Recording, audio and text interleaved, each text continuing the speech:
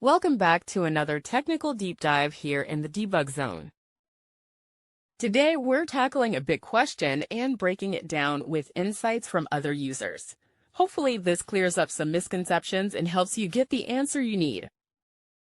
So, buckle up, stay a little curious, and let's jump right in.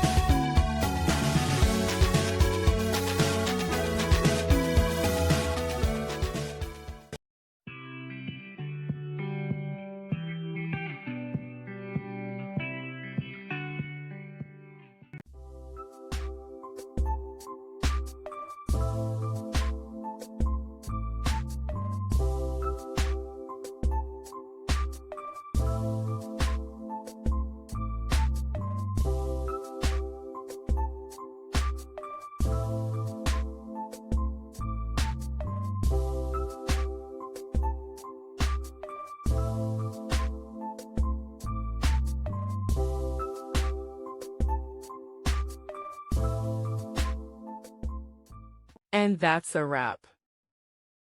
I hope you found the answer you were looking for. If you did, take a second to hit that subscribe button. It really helps out. And let me know in the comments which solution worked best for you. See you next time in the debug zone.